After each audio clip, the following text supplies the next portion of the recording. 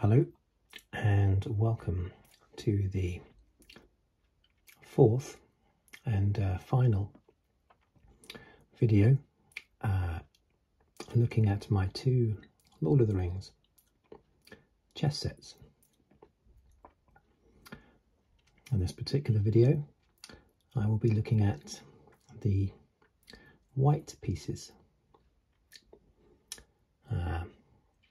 which in these sets represent the goodies. These sets I bought about 2004, 2005, just after the Lord of the Rings films finished in 2003. I've always been a massive fan of Tolkien's world, long before the films came out. But I'm also a big fan of the films. But I read the books when I was about 10, a long time ago, and I very much so believe that the style of the films is very much in keeping with what I believe the style was supposed to be as portrayed in the books. Very in keeping with the books the films are, in my opinion. Okay, let's get these pieces out.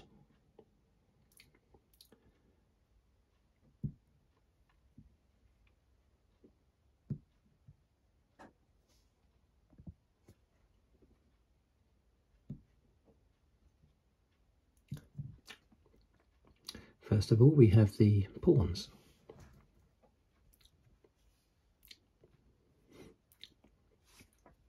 To make sure these are in focus. And this one is Boromir. And this one actually is Kellerborn. Now these two pieces really should be bigger pieces. Boromir and Kellerborn. Boromir, obviously a great leader of men.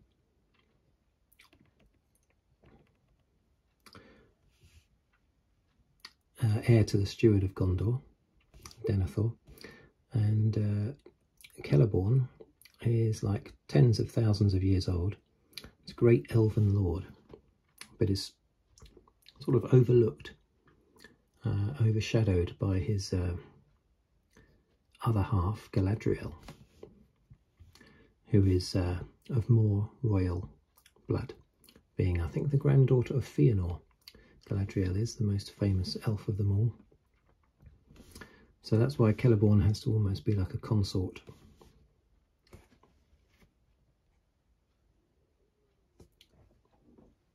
Hopefully they're nicely in focus.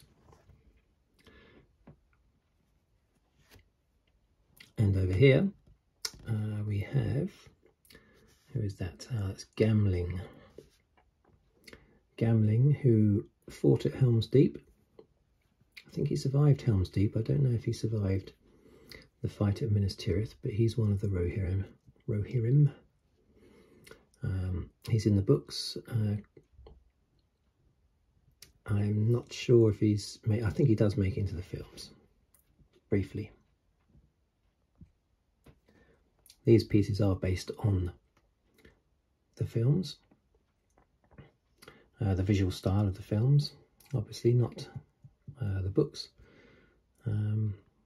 so they may well have tried to make him look like the actual actor that played Gamling. So I'm pretty sure Gamling was in the films, just not much. And this is potentially my most favourite piece. This one here.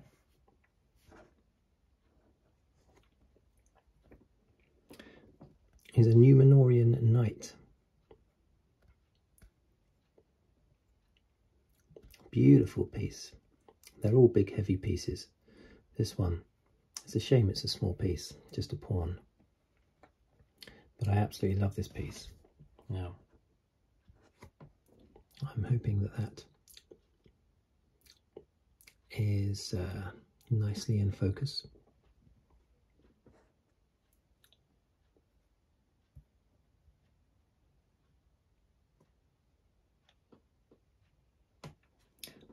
that might be a bit too close. Okay, that's those 4 pawns. Lovely piece, that one. Let's put those back. Kellerborn should really be a bigger piece, and Boromir as well. Okay, so now we get out more pawns. Well, these ones are archers.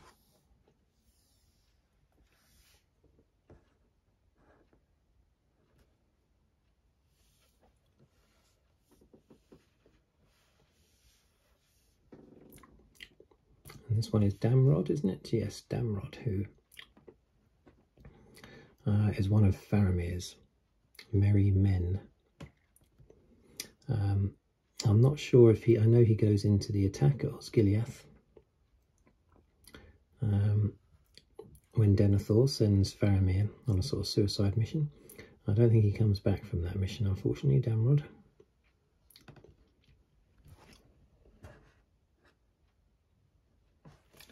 And here,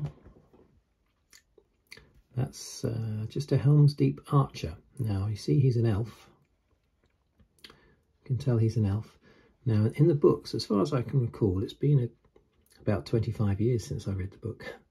But I'm pretty sure that the elves, very, very sure that the elves, especially Elrond, they don't go to Helm's Deep in the films. That was just added in for a little bit of excitement.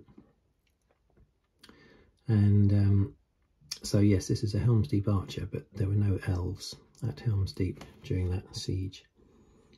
I'm glad they put it in the films, added in a touch of excitement, although it does make a bit of a mockery of the whole Fellowship of the Ring journey, when it takes them so long to go on this perilous journey, and they manage to get all the way down to Helm's Deep, as far as Helm's Deep, and then one afternoon Elrond decides to just pop down from LOTH. Just pops down for the afternoon to take part in that battle and then pops back again. And here we have, this is just going to say Elven Archer, isn't it? Yeah. Very similar. It's a beautiful piece. And it's very similar to the elves that fought in the big battle that's depicted at the very start of the Fellowship of the Ring. I think that's what that design is based on. And this guy, Haldir. Yeah, Haldir was in Lothlorien. He was an elf in Lothlorien, wasn't he? I believe. Yeah. Briefly in the books, but not really much. Portrayed more so in the films, and I think they actually have him dying at Helm's Deep, from what I remember. But he doesn't in the book, because he's not even there. None of the elves are there. Okay, let's put these ones back.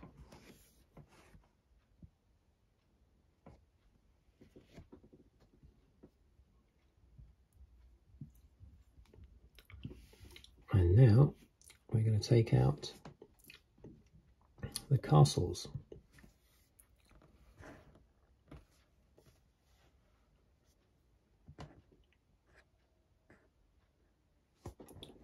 Trying to get these in focus. These are, of course, elves. These are, of course, eagles.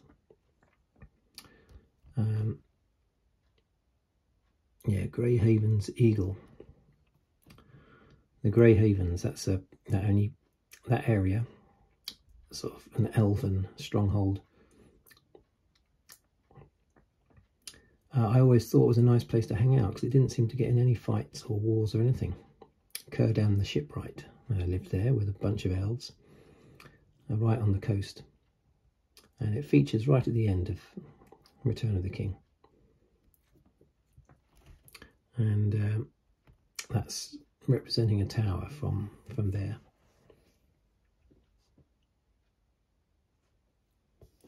And this one, what's that one? Ecthelion. Well, that's the White Tower in Minas Tirith. It looks grey in this model, but it's the White Tower in Minas Tirith. And that's a big eagle standing on top of it.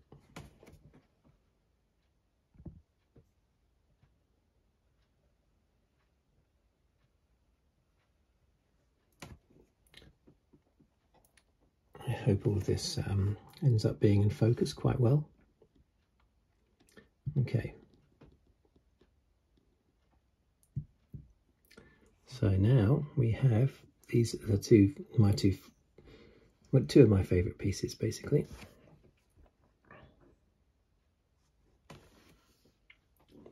We have Shadowfax and Snowmane. Shadowfax is Gandalf's horse. The horse is given by Theoden, or at least Theoden says you can have the pick of all the horses. And much to Theoden's annoyance, he picks his favourite, picks the best one. If I had a horse, I think I would call it Shadowfax.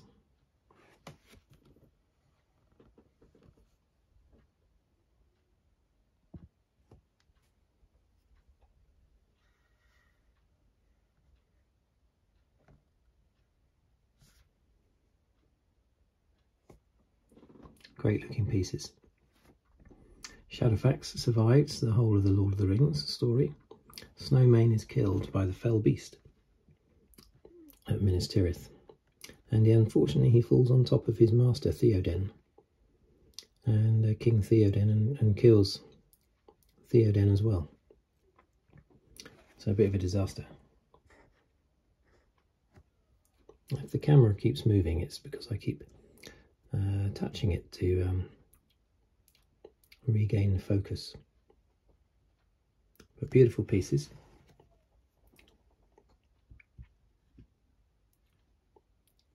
Now we move into the bishops. These are the bishops. Obviously those last two were the knights.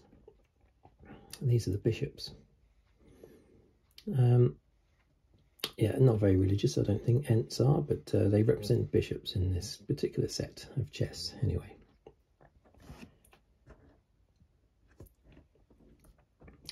And we have Treebeard here on the left. I'm not a particular fan of the Ents. They're okay, but I don't warm to them like everybody else seems to. But they're okay. I find them incredibly irritating, actually. The way that they're so slow to not only react to things, but also to realise that something needs reacting to.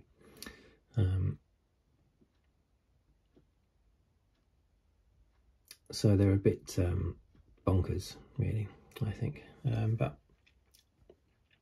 there's a place for them, obviously, in the story. Now this Ent is the one I think his head catches fire. In the attack on Orthanc with Saruman, and he has to douse his hair in some flowing water.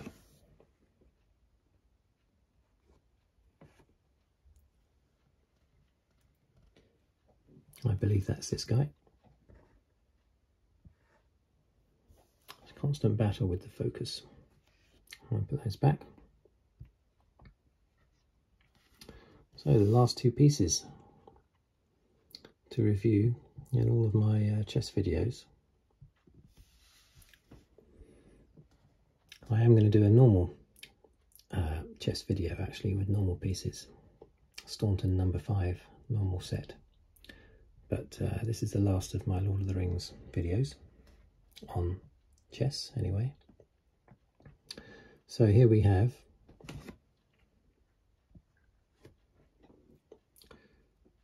Galadriel on the left, the most sort of royal, regal, the person with the best lineage basically of anyone in the Lord of the Rings.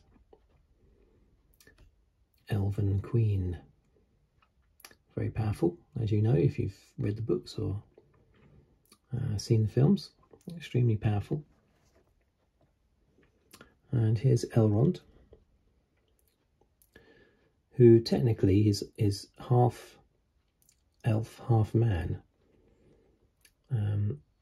He and his brother were the children of an elf, a lady, and a man, and they got to choose which way they wanted to go. Elros decided to become a man, decided to become mortal, and even though he was mortal, he still lived for 500 years, and he basically started the line of Numenorian, the Numenorian line, basically. The great line of kings that resides at Minas Tirith, which Aragorn is the latest, was started by Elros, who is the brother of this guy, Elrond. Elrond, however, decided to go down the immortal elven route, so that's where he decided to be. Elros is long since dead. Elrond is still alive, of course, because he chose the immortal route.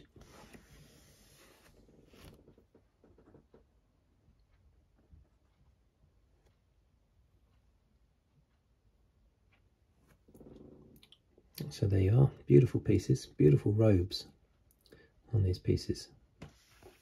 Absolutely lovely, look at that, look at the colour. It's exquisite.